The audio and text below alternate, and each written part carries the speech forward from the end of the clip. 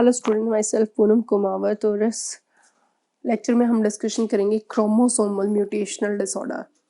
जैसा कि हम लोग डिस्कशन कर रहे हैं लास्ट क्लासेस से, जेनेटिक डिसऑर्डर वो दो टाइप के थे। लास्ट 2 लेक्चर में हम लोगों ने डिस्कशन किया जीन म्यूटेशन डिसऑर्डर, और इस लेक्चर में हम स्पेसिफिक बात करेंगे क्रोमोसोमल जो डिसऑर्डर है उनके बारे में। देखो, क्रोमोसोमल डिसऑर्डर तभी क्रिएट होते हैं जब या तो क्रोमोसोम की अरेंजमेंट में या उनके नंबर में कहीं ना कहीं प्रॉब्लम क्रिएट होती है। तो ये जो डिसऑर्डर है ये कोज्ड ड्यू टू या तो एब्सेंस हो जाएगी नंबर क्रोमोसोम की किसी एक पर्टिकुलर पेयर या नंबर ऑफ सेट में से किसी एक क्रोमोसोम की, और या फिर एक्सेस हो जाएगी, या फिर कोई अबनॉर्मल अरेंजमेंट हमें देखने को मिलेगा। अरेंजमेंट ऑफ वन और मोर क्रोमोसोम्स। ठीक है, अब स्पेसिफिक बात करें हम लोग तो क्रोमोसोमल डिसऑर्डर क्रिएट होने के पीछे रीज़न रहता है failure of segregation of chromatid during the cell division and cell cycle. तो उस वजह से ये जो है अबनॉर्मलिटी हमें देखने को मिलती है, क्योंकि सेल डिवीजन के दौरान हमें पता है कि जो सेग्रीगेशन होता है क्रोमेटिड्स का,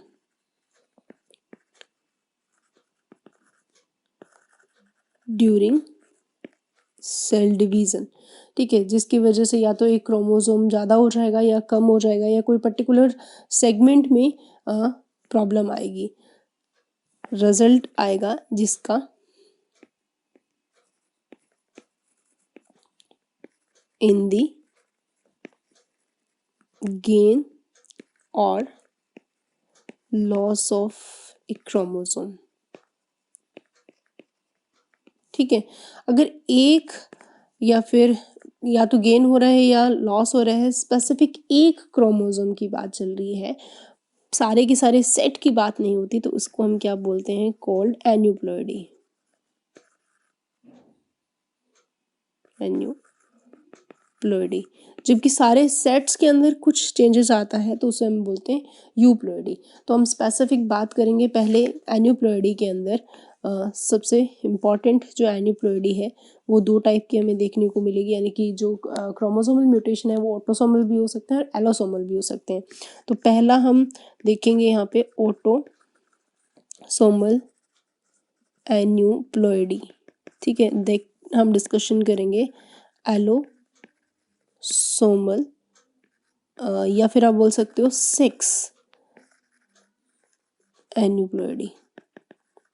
ठीक है, तो यहाँ पे ऑटोसोमल एन्यूप्लॉइडी की अगर हम बात करें तो पहला एग्जाम्पल जो रहेगा, यानी कि ऑटोसोमल एन्यूप्लॉइडी का मतलब होता है change in total number of chromosome.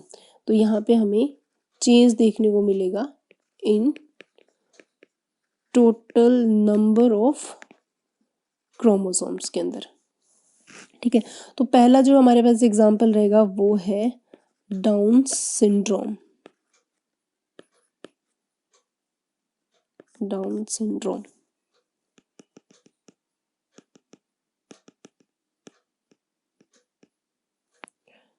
तो जो पहला है हमारे पास वो है डाउन्स सिंड्रोम।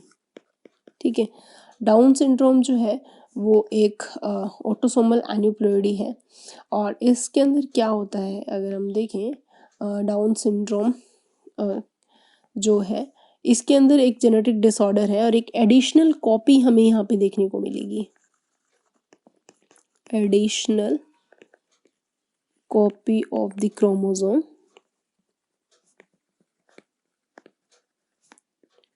नंबर कौन सा, 21। तो इन शॉर्ट हम बोल सकते हैं कि ये ट्राइसोमी है। कौन से क्रोमोसोम की, ट्राइसोमी ऑफ 21st क्रोमोसोम। 21वें नंबर में यहाँ पे ट्राइसोमी हमें देखने को मिलता है। इस डिसऑर्डर को फर्स्ट टाइम जो डिस्कवर किया था, डिस्क्राइब किया था, first time described by Langdon Down ने किया था और 1866 में किया था। सिम्टम्स की बात करें तो इस डिसऑर्डर से जो अफेक्टेड पर्सन होता है, इंडिविजुअल, उसके अंदर हमें short, saturated with small round head, second symptom हमें देखने को मिलता है furrowed tongue and partially open mouth.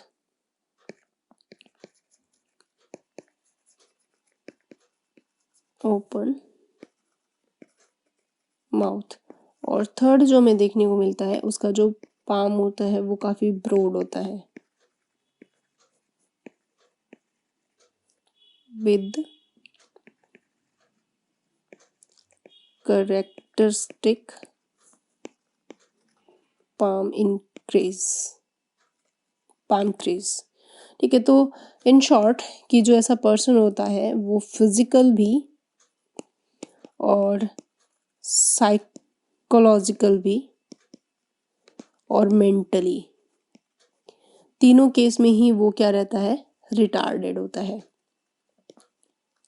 ठीक है, तो इस तरीके का इसको हम लोग डायग्रामेटिक देखें तो कुछ इस तरीके का हमें जो बच्चा है देखने को मिलेगा। जो डाउन सिंड्रोम यानी कि 21st क्रोमोसोम की ये हमें क्या देखने को मिलती है, ट्राइसोमी देखने को मिलती है, डाउन सिंड्रोम। ठीक है, नेक्स्ट जो हमारे पास एन्यूप्लोइडी का ऑटोसोमल एन्यूप्लोइडी के जो एग्जाम्पल रहते हैं वो हमारे पास अलग अलग तरीके के हैं, जैसे कि एडवर्ड सिंड्रोम। एडवर्ड सिंड्रोम भी एक ट्राइसोमी है, 18th क्रोमोसोम की ट्राइसोमी रहती है, यानी कि 18th क्रोमोसोम यहाँ पे इंक्रीज हो जाता है और ऐसा जो बच्चा है वो कुछ इस तरीके से देखने को मिलेगा। तो यहाँ आप देख सकते हो कि सारी चीज़ें अब नॉर्मल होती है, छोटा सा माउथ और शॉर्ट नेक हमें देखने को मिलती है, काफ़ी प्रोमिनेंटली उनका जो स्कल है वो बाहर निकला होता है, ईयर की शेप अब नॉर्मल होती है, हैंड शेक जो है वो भी, हैंड की शेप अब नॉर्मल रहती है। ठीक है, और इनफैक्ट जो पीछे के आप देखोगे बिग टो यानी कि प्रोमिनेंट हील हमें ऐसे बच्चे में देखने को मिलती है, तो काफ़ी अबनॉर्मलिटी एडवर्ड सिंड्रोम में आती है। उसके बाद थर्ड जो हमारे पास सिंड्रोम है वो है टाउ सिंड्रोम।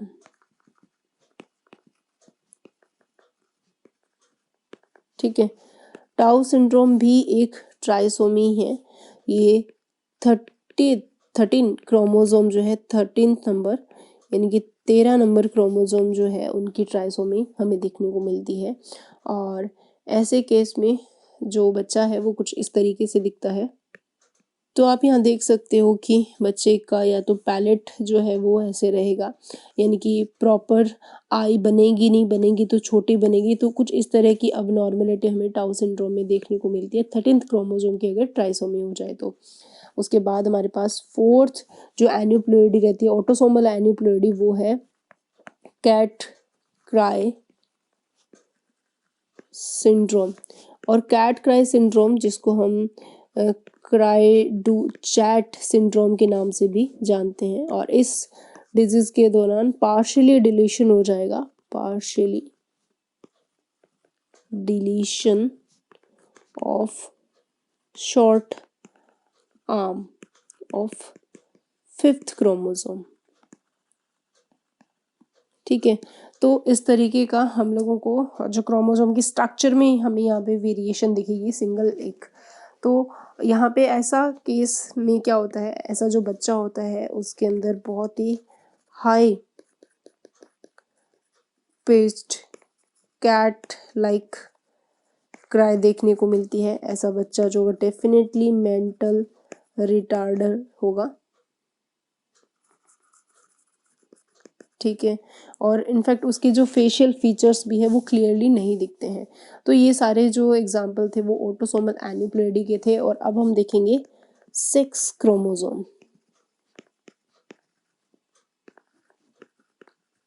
एन्यूप्लोइडी।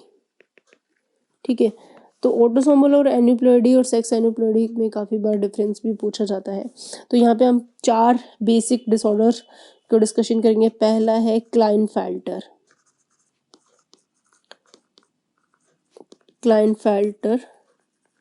सिंड्रोम। ठीक है, तो क्लाइनफेल्टर सिंड्रोम में क्या होता है कि ये भी एक जेनेटिक डिसऑर्डर है due to the presence of additional copy of X chromosome. ठीक है, तो ये भी क्या है, एक जेनेटिक डिसऑर्डर है। किस वजह से? Due to an additional copy of X chromosome की हमें यहाँ देखने को मिलती है, रिजल्टिंग इनटू ए कैरियोटाइप की बात करें यानी कि जीनोटाइप की बात करें तो काफ़ी अब नॉर्मल हो जाएगा, वो हो जाएगा 47। कैसे 47 हुआ? तो जो क्रोमोसोम है वो हमें जो देखने को मिलते हैं तो 44 प्लस XXY ये जीनोटाइप आता है। ऐसे इंडिविजुअल के अंदर काफ़ी सारी चीज़ें जो है वो अब नॉर्मल रहती है ऐसे पर्सन के अंदर। अगर सिम्टम्स की बात करें हम लोग यहाँ पे तो ऐसे पर्सन के अंदर जो ब्रेस्ट डेवलप हो जाती है तो इस डिजीज़ को हम क्या बोलते हैं, इस पर्टिकुलर कैरेक्टरिस्टिक्स को गायनेकोमेस्टिया भी बोला जाता है, जिसके अंदर डेवलपमेंट ऑफ ब्रेस्ट हमें देखने को मिलती है। सच ऐसा जो इंडिविजुअल होगा वो स्टेराइल होगा, फर्टाइल नहीं होगा। डायग्राम देखें तो कुछ इस तरीके से आपके सामने होगा। क्लाइनफेल्टर सिंड्रोम के अंदर हमें 2 X और 1 Y की अपीयरेंस देखने को मिलती है। तो ऐसे पर्सन के अंदर फेशियल हेयर और मसल टोन काफ़ी रिड्यूस होगी। प्रोमिनेंट ब्रेस्ट हमें यहाँ पे देखने को मिलेगी जो कि गायनेकोमेस्टिया कहलाती है। और अनडेवलप्ड जो है टेस्टिस हमें देखने को मिलते हैं। That is a Klinefelter syndrome. Next जो हमारे पास सिंड्रोम आता है वो है टर्नर सिंड्रोम।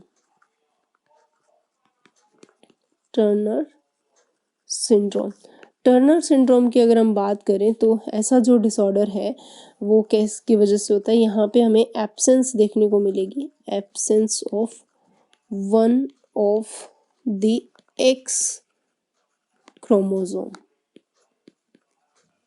ठीक है, तो इसका मतलब जो जीनोटाइप में कैरियोटाइप 45 हो जाएगा विद 22 पेयर, तो ऑटोसोमल रहेंगे यानी कि 44 प्लस X0 ये हमें रेशो देखने को मिलेगा।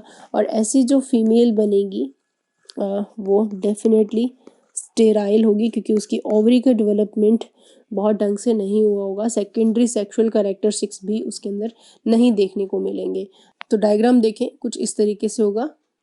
तो ऐसी फीमेल के अंदर हमें सारी चीज़ें ही अब नॉर्मल देखने को मिलेगी। तो ये भी इनफर्टिलिटी के लिए रिस्पॉन्सिबल होंगे। ये सारे कैरेक्टरिस्टिक्स हमें टर्नर सिंड्रोम से जो फीमेल रहती है काफ़ी शॉर्ट सैचुरेटेड स्टेरॉइड होती है, इसके अंदर फेमिनिन कैरेक्टर यानी कि सेकेंडरी सेक्सुअल कैरेक्टर्स भी अच्छे से शो नहीं हो रहे होते हैं।